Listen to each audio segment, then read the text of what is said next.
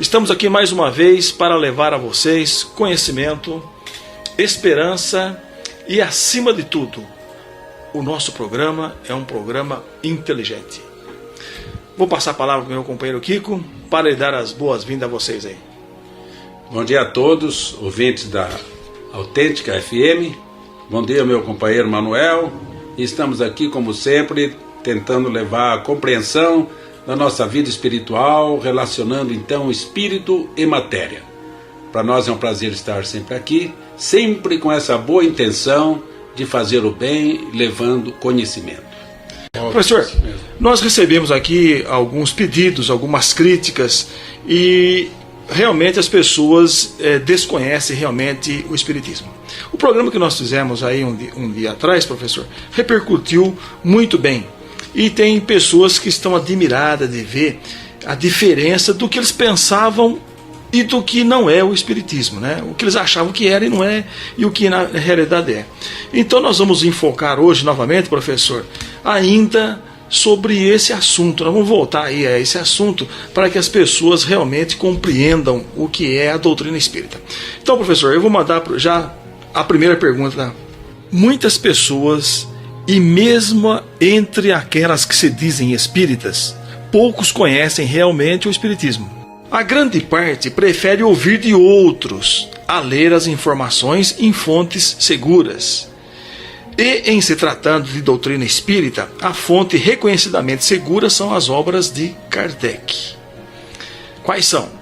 Livro dos Espíritos, Livro dos Médiuns, Evangelho segundo o Espiritismo, Céu e Inferno e a Gênese. Então, professor, a pergunta é essa. Muitas pessoas têm preguiça de ler e quer ouvir dos outros, mas não procura tomar água na fonte limpa. Então, nós demos aí quais são os livros principais da doutrina espírita. Então, eu gostaria que dessa forma, eu pergunto ao professor. Professor, por que conhecer o Espiritismo? Muito bem, Manuel. Por sinal, já diria aqui de antemão que antes de vir aqui nessa gravação, uma pessoa que é católica estava falando comigo sobre a questão de que ela está vendo os pais dela e no início sempre assusta um pouco, né, Manuel? Mas ela viu isso depois com muita alegria. Então vejo que os fenômenos espíritas acontecem para muita gente e muita gente desconhece esse fenômeno. E o que precisa fazer? Levar para o campo do milagre? Levar para que lado? Temos que levar para o lado do conhecimento. Então, por que conhecer o Espiritismo? É uma pergunta muito importante. A maioria das pessoas, Manuel, vivendo a vida atribulada de hoje, não está interessada nos problemas fundamentais da existência. Antes se preocupa com seus negócios, com seus prazeres, com seus problemas particulares. Acha que as questões como a existência de Deus, a imortalidade da alma, são da competência de sacerdotes, de ministros religiosos, de filósofos e teólogos.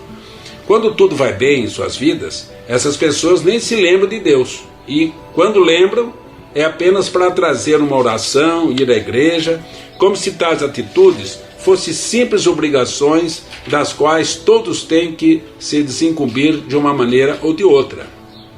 A religião para elas é mera formalidade social, alguma coisa que as pessoas devem ter e nada mais. E no máximo, será um desencargo de consciência para estar bem com Deus. Tanto assim que muitos nem sequer alimentam firme convicção daquilo que professam, carregando sérias dúvidas a respeito de Deus e da continuidade da vida após a morte. Quando, porém, tais pessoas são surpreendidas por um grande problema, uma queda financeira desastrosa, a perda de um ente querido, uma doença incurável, enfim, fatos que acontecem na vida de todo mundo e todo dia, né? Não encontra em si mesma a fé necessária, nem a compreensão para enfrentar o problema com a coragem e resignação, caindo então invariavelmente no desespero, muitas vezes no desespero.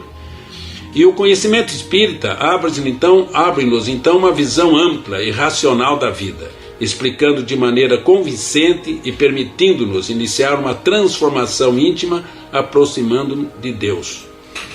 Gostei muito da explicação, professor. Isso, o senhor então está nos dizendo que existem muitas pessoas que são religiosos de rótulo, né? É igual o rótulo de cerveja, né? Tem a Kaiser, tem a Brahma, tem a Skol, e tem aquelas pessoas que se rotulam de espírita, se rotulam de evangélico, se rotulam de católico ou de budista, por exemplo, mas na verdade não conhecem, né? Não conhecem realmente os fundamentos da religião mesmo que ele professa, né? Bem, nós temos que entender que uma coisa é a religião, que trata sempre das questões mais morais, conforme as religiões tradicionais. A outra coisa, Manuel, é o conhecimento. E o conhecimento científico das leis naturais, universais, divinas que Deus nos deixou. Tem muita coisa que acontece com a população e cai no lado da superstição, no lado do sobrenatural, aliás. E isso faz com que a pessoa acomoda mentalmente e não quer saber, né? Às vezes sofre à toa, né? Sofre à toa mesmo, sabendo que aquilo pode passar por um tratamento, né? Nós sabemos que mesmo as pessoas que não são religiosas, elas podem ter mediunidade, que é uma faculdade inerente a nós, como nós temos o nosso paladar, a nossa visão. E de repente a pessoa começa a ver espírito, começa a sentir arrepios, ter uma sensibilidade maior, quando passa perto de uma pessoa, por exemplo, sente mal. Então a pessoa não sabe o que faz, vai falar para o médico também não tem esse conhecimento, né, gente? Não tem conhecimento. A medicina oficial não relaciona muito essa parte espiritual. Então o que deve fazer a pessoa? Procurar a casa espírita, que graças a Deus o espiritismo é uma terceira revelação apoiada na ciência, filosofia e na moral, né? E lá então encontrar uma pessoa preparada, capacitada para dizer para a pessoa o que deve fazer em casos como esse. Obrigado, professor. Eu lhe perguntei de início, a primeira pergunta, por que conheceu o espiritismo? Agora, professor, eu vou perguntar ao senhor de que trata o espiritismo. Então, nos expliquem. É o seguinte, Manuel. O espiritismo responde às questões fundamentais de nossa vida, como essas, por exemplo. Quem é você? Né? Às vezes eu perguntava assim para alguma pessoa: por que você está existindo? Qual é o objetivo, a finalidade? As pessoas não sabem. Então, o espiritismo responde: é lógico, o espiritismo é filosofia. Então, quem é você? Antes de nascer, o que você era? Depois da morte, o que você será? Por que você está nesse mundo? Por que umas pessoas sofrem mais que outras? Por que algumas nascem ricos e outras pobres? Por que alguns cegos, aleijados, débeis mentais, etc., enquanto outros nascem inteligentes e saudáveis? Por que Deus permitiria tamanha desigualdade entre seus filhos? Por que há tanta desgraça no mundo e a tristeza supera a alegria? Vejam bem, de 3 pessoas que viajam num veículo, por exemplo, após pavoroso desastre, uma perde a vida, outra fica gravemente ferida e a terceira escapa sem ferimentos. Por que sortes tão diferentes? Onde está nisso a justiça de Deus?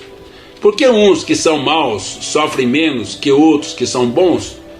Então, Manuel, perguntas como essas, a doutrina espírita responde, porque tais são as perguntas que todos fazemos para nós mesmos, ao contemplarmos tanta desigualdade e tantos destinos diferentes na vida atribulada de nosso planeta.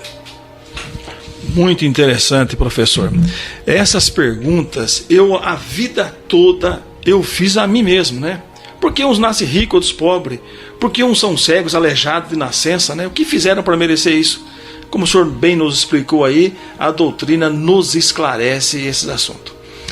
E a proposta do nosso programa é trazer esclarecimento, trazer consolo, trazer esperança, tirar dúvidas, trazer esclarecimento, porque o que mais nesse mundo traz consequências ruins para nós é a falta de conhecimento, professor.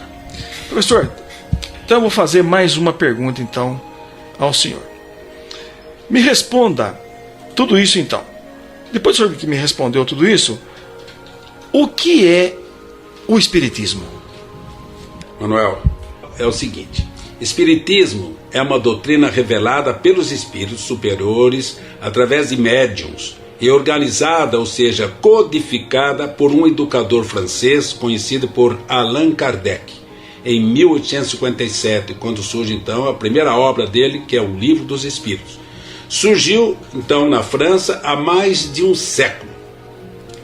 E essa doutrina, ela se fundamenta em 3 fatores importantes, que é justamente a ciência, a filosofia e moral, né? Moral, quando se fala em moral, nós sabemos também que essa moral é o que religa a planos maiores. Então muita gente então fala, espiritismo é religião? Também vamos falar sobre isso depois. Professor, nós sabemos que uma pessoa, para se formar médico, para se formar dentista, ou para se formar mesmo aí um arquiteto, um engenheiro, ele demora aí, dependendo do curso que ele está fazendo, às vezes de 5 a 17 anos, por exemplo. E a ciência, nós sabemos que qualquer ciência que o sujeito vai estudar, ele tem que estudar há muito tempo. O espiritismo, todo mundo, o senhor nos acabou de dizer agora, é que é uma ciência, uma filosofia com consequências morais ou religiosas, como alguns gostam. Então, o que eu devo fazer, professor, para aprender essa ciência? E eu lhe pergunto, o espiritismo é uma ciência?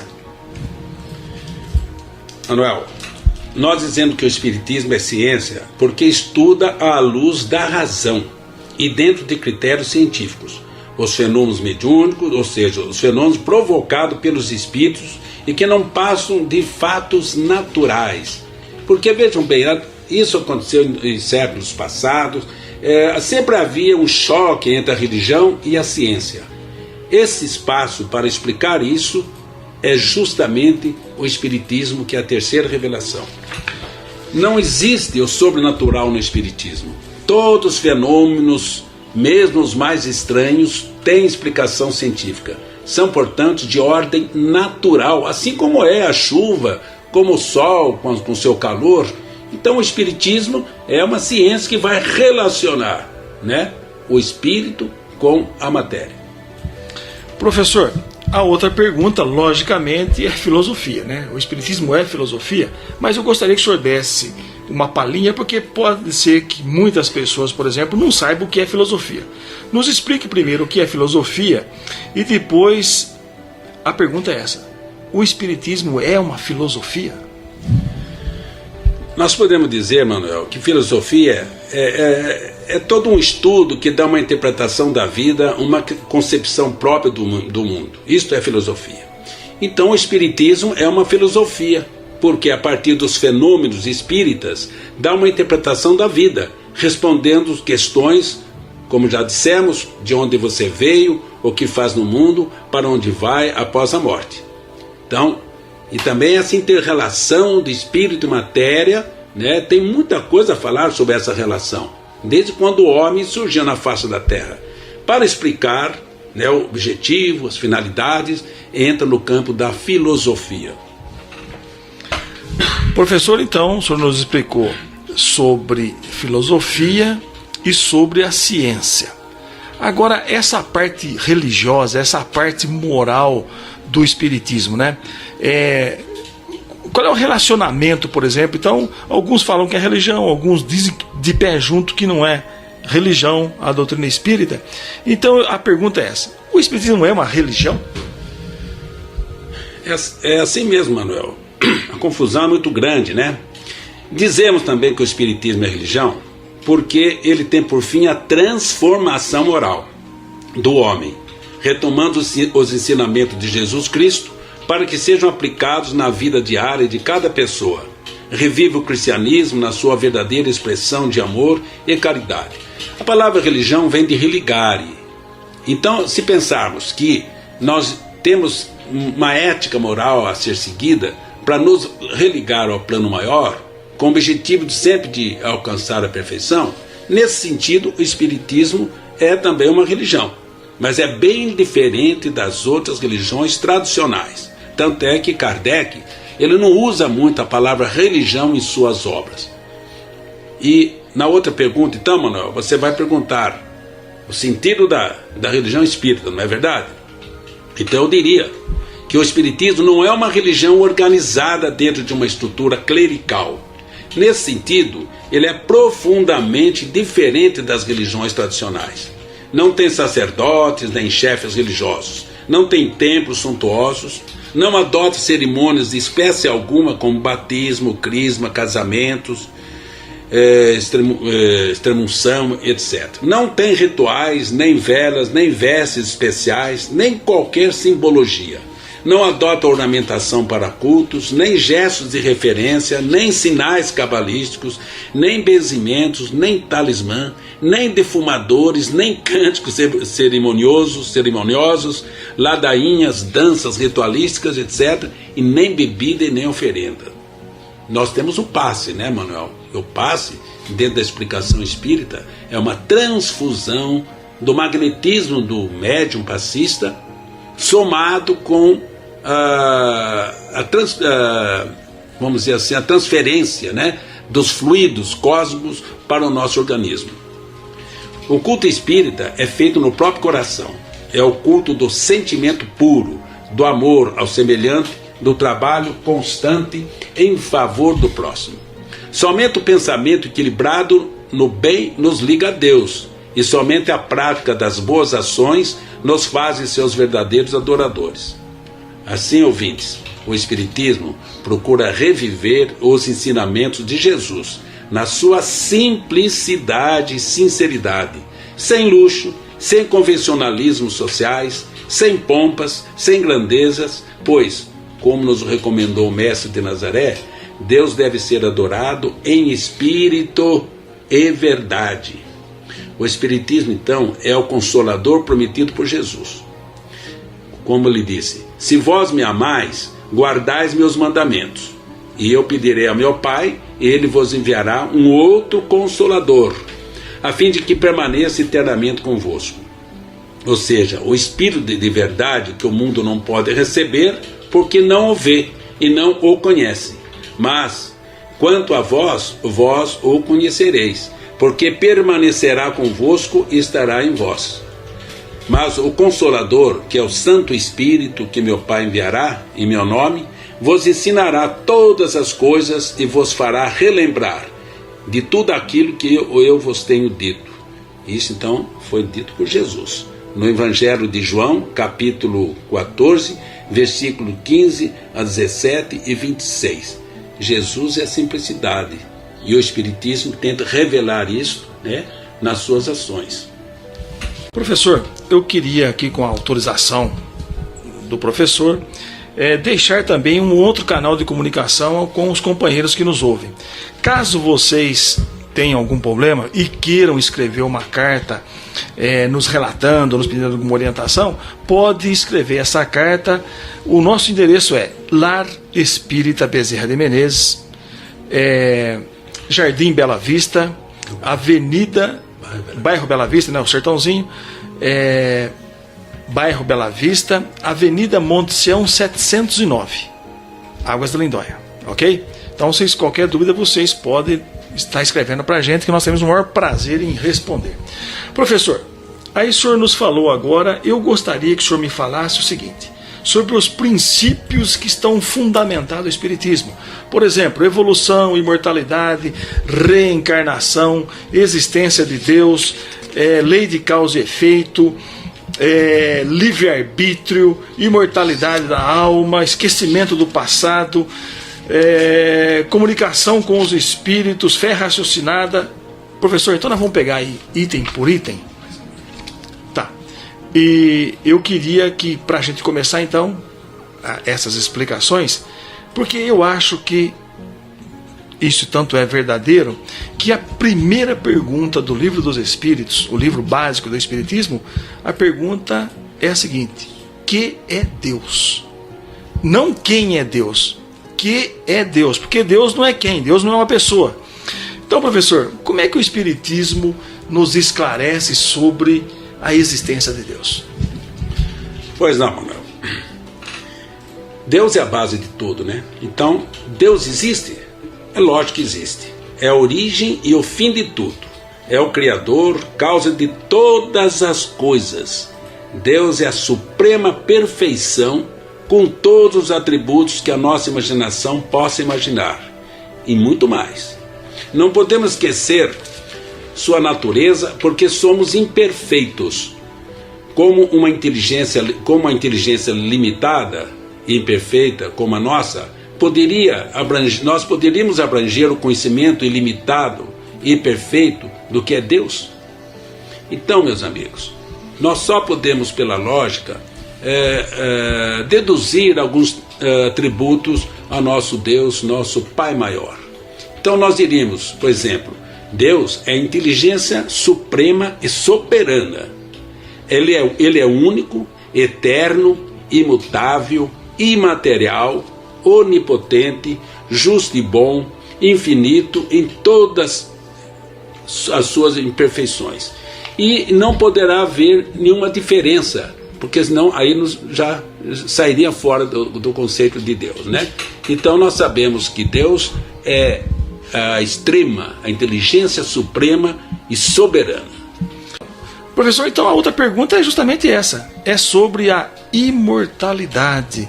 Nós sabemos, por exemplo, de um fato interessante, que segundo o IBGE, a população brasileira é uma população de maioria católica.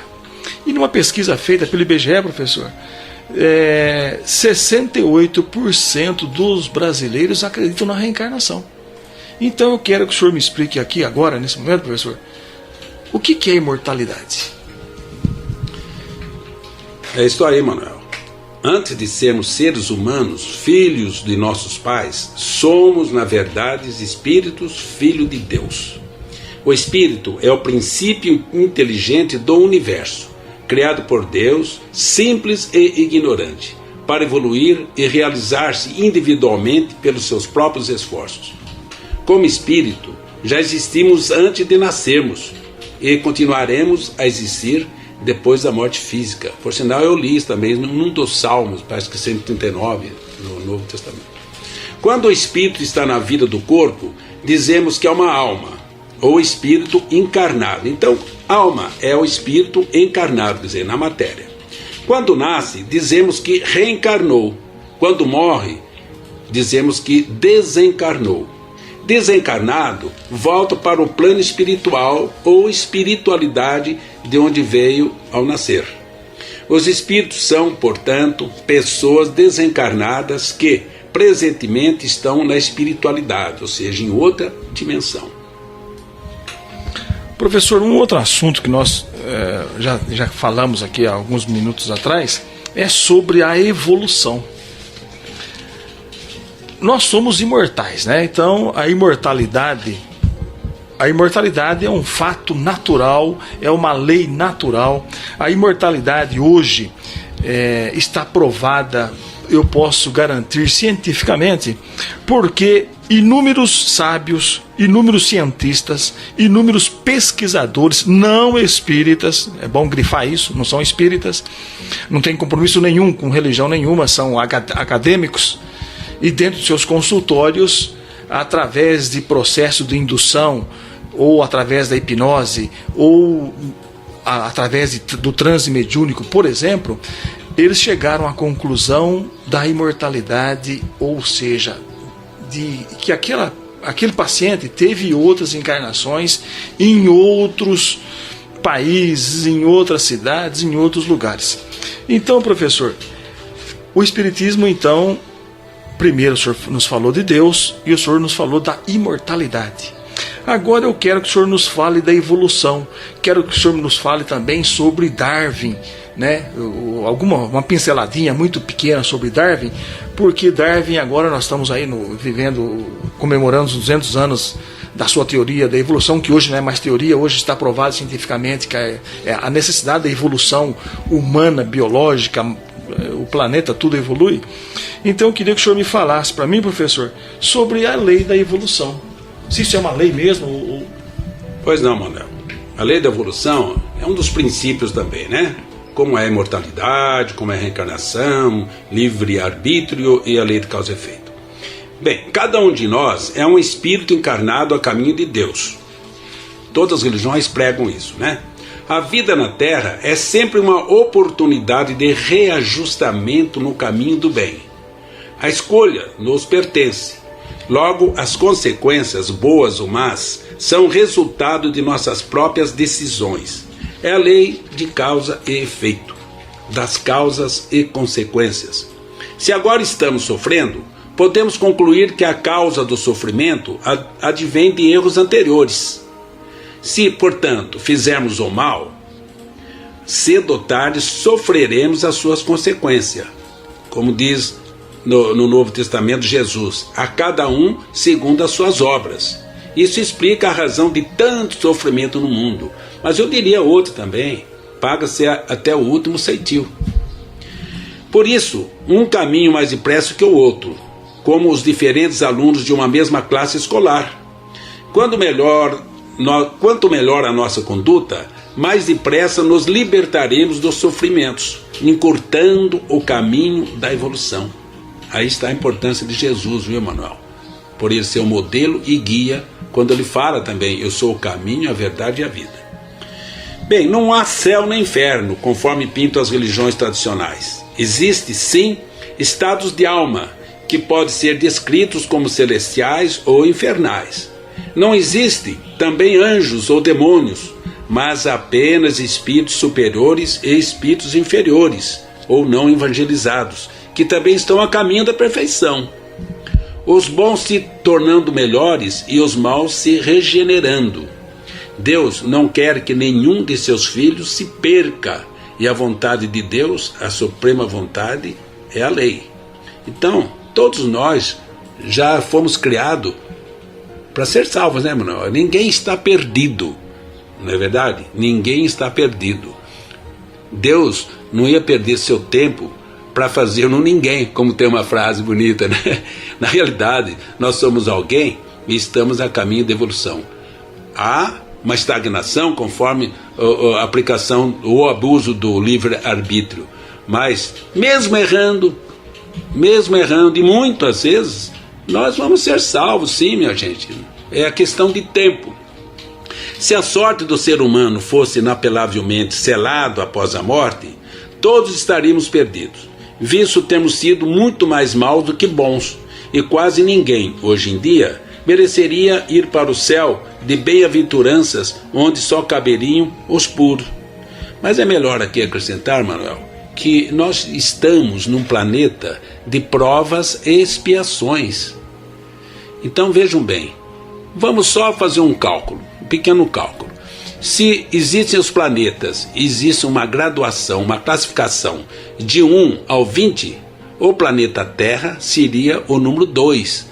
Abaixo da nossa inferioridade, tem aqueles planetas primitivos, né, gente? Aqueles ainda que estão vivendo nas cavernas, lá os australopitecos, o Neandertal, como foi o planeta Terra, não é verdade? Como foi o planeta Terra há milhares de anos atrás. Mas todos nós, mesmo nesse planeta onde tem os selvagens, eles passarão por esse escalonamento até chegar a ser espíritos perfeitos. Veja que aqui na Terra tem uma classificação também, né, minha gente? Então, podemos ter esperança sim. Só que numa reencarnação não daria para o ser humano, o indivíduo, evoluir, saber tudo e ter conhecimento. Como é que você pode aproximar de Deus sem ter conhecimento?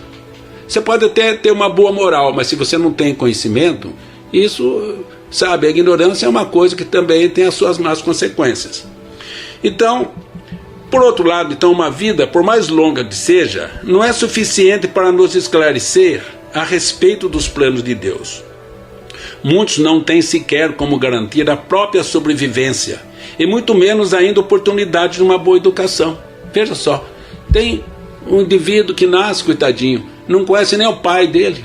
A mãe tem que trabalhar, ele aprendeu a comer roubando a banana na feira, aí ele vira aí um trombadinha. Quer dizer, é uma situação, né, diferente para essas pessoas que às vezes com 15, 16 anos morrem, né, com um tiro ou é assassinado também. Quer dizer, o que aprendeu esse indivíduo? Nessa encarnação, certamente ele aprendeu muito pouco, mas haverá muitas oportunidades. E Deus não vai castigá-lo não, meus amigos. Deus vai lhe dar oportunidades. Muitos, então, nunca foram orientados para o bem, como foi dito. Outros morrem cedo demais, antes mesmo de se esclarecerem sobre o melhor caminho a seguir. Para medirmos o quanto de absurdo existe na ideia do céu e inferno, como penas eternas, basta que formulemos as seguintes perguntas. Como é que Deus, sendo o supremo saber, sabendo inclusive o nosso futuro, criaria um filho, sabendo que ele iria para o inferno para toda a eternidade? Que Deus seria esse, meus ouvintes? Onde está a sua bondade e a sua misericórdia? Meus amigos, vamos ter a humildade de refletir sobre isso. E como ficaria no céu uma mãe amorosa, sabendo que seu filho querido está ardendo no fogo do inferno, se é que ela acredita no inferno? Então, essa é a pergunta que nós fazemos, caros ouvintes, para que vocês reflitam e conversem conosco. Estamos aí com o coração aberto para explicar qualquer dessas perguntas. Professor, resumindo, o senhor acabou de nos esclarecer aqui que existe uma lei de evolução para todos. Ninguém está perdido no reino de Deus. Todos nós fomos criados para atingir a felicidade. Essa é a lei. E eu gostei muito da parte aí que o senhor disse, professor, que não tem inferno, né? Não tem céu, não tem diabo, né? Que beleza, né? Tem muitas pessoas que acham que existe demônio. Então, que fique bem claro, companheiros. Deus é inteligência suprema, causa primeira de todas as coisas. Deus é infinito em bondade, em sabedoria e em justiça. Ele é soberanamente bom e justo. Então, Deus jamais criaria uma criatura voltada para o mal. Essa conversa de demônio, de diabo, é conversa para boi dormir. Não entre nessa, pessoal. Deus, Pai amoroso, sendo bom, jamais criaria uma criatura voltada eternamente para o mal. Ok? Professor, então o senhor nos falou sobre a evolução. Muito bem. Eu entendi que a lei da evolução, então nós todos somos criados para sermos felizes. Esse é o nosso destino, né? Então isso aí é uma determinação que todos vamos ser felizes. Quer dizer que então que o bandido hoje vai ser enfermeiro amanhã, né? Ótimo. Professor, então, para entender, o senhor falou sobre Deus, o senhor falou sobre imortalidade e falou sobre evolução. Então agora o senhor vai me dizer como é que isso acontece, né? Então essa aí é a lei da reencarnação, né? Então tá bom, professor. Vamos lá. Bem, Manuel, é o seguinte, como é que o indivíduo ele poderá evoluir sem ter as várias existências? E lembrar que na história dos grandes filósofos da humanidade, muitos filósofos acreditavam na reencarnação. Pitágoras, Sócrates e tantos outros que não dá nem para lembrar o nome agora. Então a reencarnação é uma das leis naturais criada por Deus, juntamente com o livre-arbítrio, né? Os dois estão muito relacionados, e depois a lei de causa e efeito. Então é o seguinte, criado simples e ignorante, o espírito é quem decide e cria o seu próprio destino. Para isso, ele é dotado de livre-arbítrio, ou seja, capacidade de escolher entre o bem e o mal. Desse modo, ele tem possibilidade de se desenvolver, evoluir, aperfeiçoar-se, de tornar-se cada vez melhor, mais perfeito, como um aluno na escola, passando de uma série para outra, através dos diversos cursos. Essa evolução requer aprendizado, e o espírito só pode alcançá-la encarnando no mundo e reencarnando quantas vezes forem necessárias para adquirir mais conhecimentos e desenvolver também as virtudes, através das múltiplas experiências de vida. O progresso adquirido pelo espírito, Manuel, pela experiência vivida nas inúmeras existências, não é somente intelectual, mas também o progresso moral, como eu disse, que vai aproximá-lo cada vez mais de Deus. Então o pessoal fala, o que eu vou levar desse mundo? Meu irmão, nós levamos o conhecimento, né? E as virtudes. Se for bons conhecimentos, ótimos.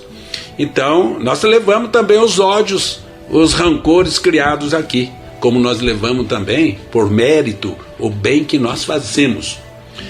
Bem, mas assim, como o aluno pode repetir o ano escolar, uma ou duas vezes mais, o espírito que não aproveita bem a sua existência na Terra pode permanecer estacionado por muito tempo, conhecendo maiores sofrimentos e atrasando assim a sua evolução.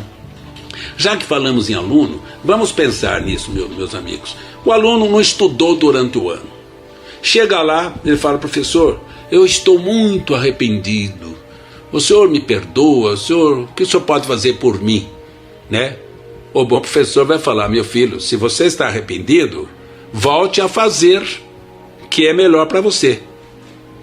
Agora, não significa que se eu perdoá-lo, eu vou ter que passar então de 7ª para a 8ª série. Então veja bem, meus amigos, a gente, o Deus, né, vamos fazer essa comparação aí.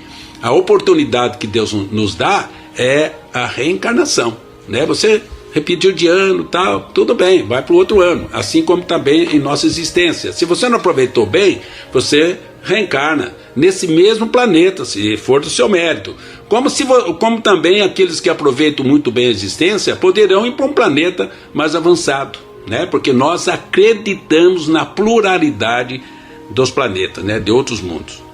Bem, não sabemos quantas encarnações já tivemos, e muito menos quanto temos pela frente. Sabemos, no entanto, que como espíritos atrasados ainda, teremos muitas e muitas encarnações até alcançarmos o desenvolvimento moral necessário para nos tornarmos espíritos puros. Espíritos puros perfeitos, mas não como Deus, hein?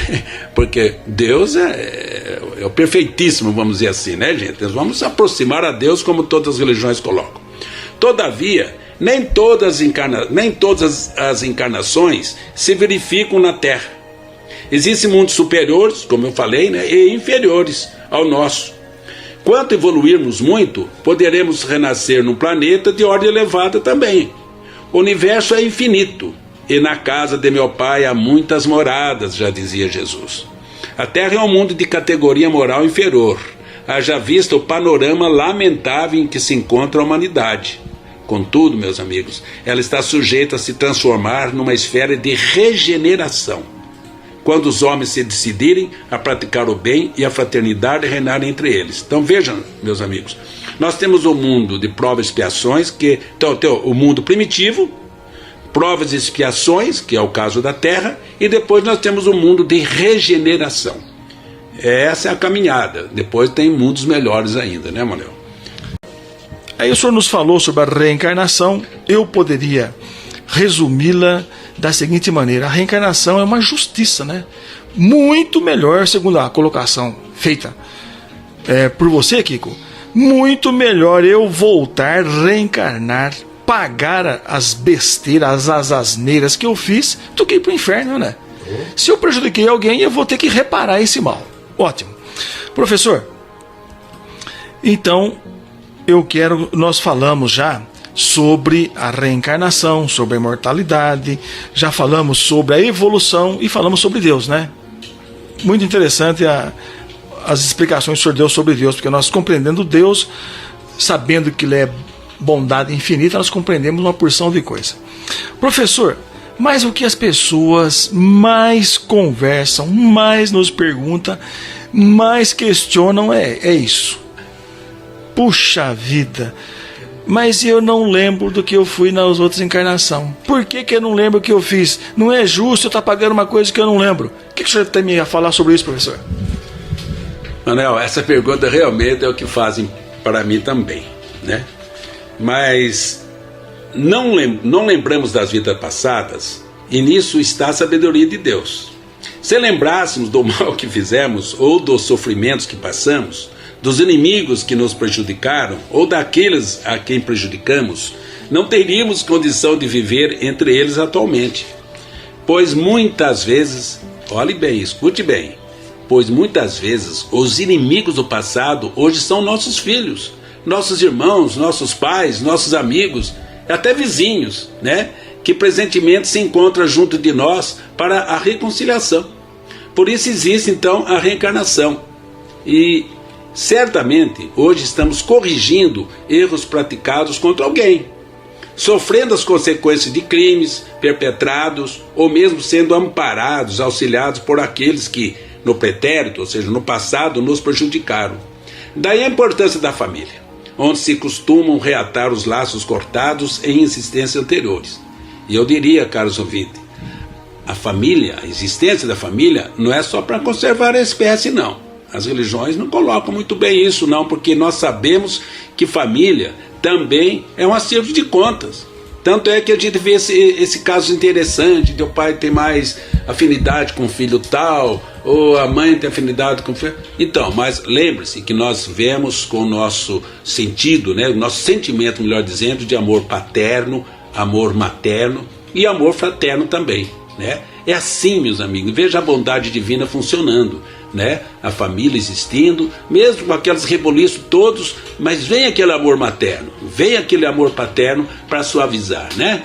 Vem a saudade quando o filho, por pior que seja, viajou, aquelas coisas todas. Os arranjos estão aí, meus irmãos. A reencarnação dessa forma é a oportunidade de reparação, como é também oportunidade de devotarmos nossos esforços pelo bem dos outros, apressando nossa evolução espiritual.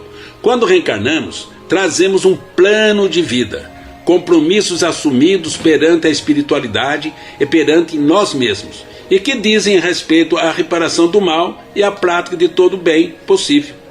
Dependendo então de nossas condições espirituais, podemos ou não ter escolhido as provas, os sofrimentos, as dificuldades que provarão nosso desenvolvimento espiritual. Meus caros ouvintes, às vezes a pessoa fala, o espiritismo só fala em sofrimento. De jeito nenhum. Na realidade, nós não necessariamente não devemos passar por aquela lei de Talião, olho por olho, dente por dente, né? A existência da reencarnação é justamente para suavizar. Isso significa que na medida em que nós estamos reencarnados, seguindo as leis morais cristãs, todo aquele problema que temos que pagar até o último centil é muito bem atenuado. Então eu sempre dou esse exemplo. Uma pessoa numa existência provocou muitas mortes. Muitas mortes, né? Vamos pensar aí na Segunda Guerra Mundial, onde houve muitas mortes, né? E aquele que provocou muitas mortes, ele reencarna. Se ele for uma pessoa muito inteligente, ele poderá passar a vida toda para inventar uma vacina, um remédio que salve milhões de pessoas também. Então, nós podemos resgatar os nossos erros com o nosso trabalho voltado para o bem. Então, a reencarnação é um mecanismo perfeito da justiça divina. Explica-nos porque existe tanta desigualdade do destino das criaturas na Terra. Tem pessoas, meus amigos, que na sua programação para vir na Terra, ele escolheu para ser pobre, porque na outra ele gastou mal o seu dinheiro, ele esbanjou, não é verdade? Enquanto poderia dar uma função social ao dinheiro. Outros vêm, por exemplo, com tantos outros problemas, tal, vida difícil, não é verdade? Mas ele provocou numa outra encarnação a vida difícil. Este é o pagar até o último centil, como falou Jesus. Senhor, a fundadora do nosso centro, a professora Ruth Boep Tombo, Dona Ruth, grande Dona Ruth, que durante mais de 30 anos trabalhou em pró à assistência social aqui de Águas de Lindóia, com esclarecimento, ajuda material, cesta básica. Ela desenvolveu um trabalho muito interessante aqui na nossa cidade. Dona Ruth dizia que nós somos o resultado das nossas experiências. Então, tudo que nós vamos aprendendo nas encarnações, nós vamos somando ao o que nós somos hoje. O que eu sou hoje? Eu sou o resultado das minhas experiências passadas. É isso que a Dona Ruth nos falava, sabe? Nós somos herdeiros de nós mesmos. Professor, o senhor nos falou aí muito bem sobre a reencarnação. Eu queria que o senhor me falasse o seguinte: a reencarnação é uma coisa importante. Qual a importância para mim da minha vida, da minha reencarnação? Qual é a finalidade da reencarnação na Terra? Bem, Manuel, é o seguinte: a finalidade da vida da Terra é muito Então, veja bem, para espiarmos o mal praticado, né, em outras vidas, reparando então os nossos erros. Para provarmos também ou medirmos nosso grau de evolução ante as dificuldades da vida. Portanto, todo tipo de vivência aqui no plano da Terra, ela serve para alguma coisa, né? Alguns aprendem demais, na medida que ele segue aquela ética moral, é humilde, é generoso, é bondoso, né, Manuel? Quer dizer, ele, né, numa encarnação, ele pode adiantar muito. Então, a finalidade é sempre assim voltado para o conhecimento e voltado para adquirir as virtudes. para ajudarmos então a humanidade também, exemplificando o bem diante dos outros, porque nós também participamos das criações das coisas, né? Então nós sabemos que nós temos responsabilidade pela nossa existência em evoluir a humanidade. Também para desempenharmos missão especial, no caso de espíritos elevados que prestam grande serviço à humanidade. Tem momentos na história da humanidade que vemos aqueles grandes espíritos, né? Aqueles grandes espíritos, São Francisco de Assis, na nossa existência agora, Chico Xavier, Irmã Dulce, Maria Teresa de Calcutá, Dom Bosco, de várias religiões, gente, não é só espírita, não, de várias religiões, né, dando os maiores exemplos de amor à humanidade. Então, pelo mecanismo da reencarnação, verificamos que Deus não castiga. Somos nós os causadores dos próprios sofrimentos pela lei de causa e efeito. E eu diria uma coisa, Manuel, que eu lembrei agora sobre a questão do esquecimento. Vejam bem um exemplo interessante. Se um presidiário sai da prisão e vai numa comunidade onde todo mundo fica lembrando do mal que ele fez, né? Ele vai ser uma pessoa, vai viver bem? Não vai. Então o esquecimento do passado, na reencarnação que vivemos, é a justiça divina funcionando. Professor, os bons espíritos nos ensinam o seguinte, que se nós lembrássemos de todas as nossas encarnações passadas, seria um fardo muito pesado. Nós não temos estrutura psicológica, o nosso cérebro, o nosso pensamento, ele não suportaria, por exemplo, crimes, traições, preocupações, traumas, muitos de outras vidas, a nossa estrutura física não suportaria. Se vocês tiverem dúvida, pessoal, não guardem dúvida.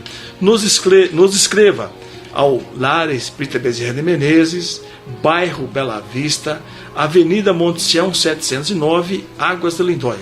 Ou pode nos procurar pessoalmente. Nós estamos lá praticamente a semana toda. Então, como eu disse para vocês agora em pouco, o nosso assunto hoje ainda é, a pedido de alguns ouvintes, explicações sobre o que é o Espiritismo. Hoje o nosso programa é voltado para os princípios básicos do Espiritismo. O nosso professor já nos falou de Deus, já nos falou da imortalidade, já nos falou da evolução, já nos falou da reencarnação e terminou de nos falar agora falou do esquecimento passado e falou sobre a reencarnação. Professor, como é que os espíritos comunicam com a gente? Explica pra gente aí, como é que eles conversam com a gente? É igual o celular, igual o telefone ou não? Como é que é? Então, amigos ouvintes, teria muito que falar sobre a comunicação dos espíritos, porque atualmente nós estamos comunicando com o espírito até através da rádio, através de computadores, e no entanto, mesmo nesse século XX, os espíritas eram considerados hereges, né? Justamente por causa da questão de comunicação, porque dizem que os espíritas têm mania de evocar os espíritos. Não é bem assim, meus irmãos. Os centros espíritas é uma janela de comunicação com a vida material e espiritual, justamente para resolver muitos casos. Os espíritos também precisam de nós, né, para realizarmos o trabalho da caridade, porque quando um centro espírita ele trabalha com os espíritos que estão vingando, que estão atrapalhando as casas, perseguindo pessoas, né, nós comunicamos com eles, porque a organização espiritual, aqui em Águas de Lindóia, nós temos então o Lar Espírita Bezerra de Menezes, e Bezerra de Menezes é um grande organizador dos trabalhos espirituais no Brasil todo, né? No Brasil todo, e nós temos a honra de dizer que o nosso centro tem como patrono o Dr. Bezerra de Menezes, que foi um senhor que viveu então no século XIX, ele morreu em 1900, e foi deputado federal, né, Manuel? E foi um grande espírita, considerado o apóstolo brasileiro. Então os espíritos são seres humanos desencarnados. Eles são os que eram quando vivos, bons ou maus, sérios ou brincalhões, trabalhadores ou preguiçosos, cultos ou medíocres, sinceros ou mentirosos. Eles estão por toda parte, não estão ociosos. Pelo contrário, eles têm as suas ocupações como nós, os encarnados temos as nossas. Não há lugar determinado para os espíritos. Certamente os mais imperfeitos estão junto de nós, ainda imantados em nós, né, no nosso meio social, por causa de nossas imperfeições. Quer dizer, isso chamamos também lei da sintonia, que é uma coisa que um dia podemos falar também. Não os vemos, pois se encontram numa dimensão diferente da nossa. Basta ver os filmes que passam sempre, né, gente? Como o Ghost, né? O Ghost mais aquele do menino lá. Mônica. Não, a Mônica é a reencarnação, mas nós temos outros filmes que falam também sobre a questão da comunicação espiritual. Mas eles podem ver-nos e até conhecer nossos pensamentos. Os espíritos agem sobre nós, mas essa ação é quase que restrita ao pensamento, porque eles não conseguem agir diretamente sobre a matéria. Para isso, o nome do filme é Sexto Sentido. Sexto Sentido. Então, para isso, eles precisam de pessoas, porque como eles não lidam com a matéria, eles não têm condições, às vezes, de pegar, como nós pegamos, né, a matéria, porque eles são invisíveis, e em outra frequência de sintonia, né, gente? Então, eles precisam de pessoas que lhe ofereçam recursos especiais. Ou seja, essas pessoas são chamadas de médiums. Médiums. Pelo médium, o espírito desencarnado pode comunicar-se se puder e se quiser. Essa comunicação depende do tipo de mediunidade ou de faculdade do médium. Então pode ser pela fala, nós chamamos de psicofonia. Também chamava de incorporação, né, gente? Mas na maioria das vezes é psicofonia. Pela escrita, psicografia, como Chico Xavier, né? O Chico tinha várias mediunidades. Às vezes também muita gente escuta batidas dentro de casa. Eu mesmo, no início do meu contato com o espiritismo, eu comecei a escutar batidas onde eu morava em São Paulo. E esse fenômeno chama-se tipologia. Mas toda e qualquer comunicação não deve ser aceita cegamente. Precisa ser encarado com reserva, examinado com o devido cuidado, para não sermos vítimas de espíritos enganadores. Até aqui na vida encarnada nós somos enganados também, do lado da espiritualidade pode acontecer. A comunicação depende então da conduta moral do médium. Isso é importante dizer. Se for uma pessoa idônea, de bons princípios morais, oferece campo para aproximação e manifestação de bons espíritos. Chico Xavier, por exemplo, é um bom médium, pelas qualidades morais de que foi portador. A doutrina espírita alerta as pessoas muito crédulas contra as mistificações e contra os falsos médiuns que tentam iludir o público menos avisado em troca de vantagens materiais. Por isso, é importante que antes de ouvir uma comunicação, a pessoa se esclareça a respeito, então, do espiritismo. Companheiros, chegamos ao final do nosso programa. Devemos usar bem os dons dados por Deus, que é a inteligência, a vontade e o pensamento. Você usando bem a sua inteligência, você terá sucesso na sua vida. Você tendo vontade, determinando aquilo que você quer da sua vida, você alcança o seu sucesso. Eu abraço e um beijo em todos vocês. Caros ouvintes, faltou alguns assuntos, tem muito o que falar ainda, mas em vista do horário, então, nós vamos nos despedir com Jesus em nossos corações e nossa mente, pedindo ao nosso Mestre Jesus, que é o grande condutor desse planeta, que através da sua luz envolva esse planeta ainda tão conturbado, fazendo com que as pessoas lembrem das suas mensagens, para que possam em seus atos espelhar o seu exemplo. Nós sabemos que nós somos coparticipantes da evolução também da humanidade. Na medida que nós desenvolvemos o nosso conhecimento, a nossa responsabilidade aumenta. Então, meus amigos, vamos pensar também mais na parte espiritual da nossa vida do que a parte material. Embora nós desejamos que você tenha o que você mereça. E se você é um autêntico cristão, você vai merecer muita coisa. E lembrar que o conhecimento é coisa fundamental em nossa vida. Somado às virtudes, é o que nos leva a um plano maior. Meus amigos, meus ouvintes, muita felicidade em coração de todos e muita paz.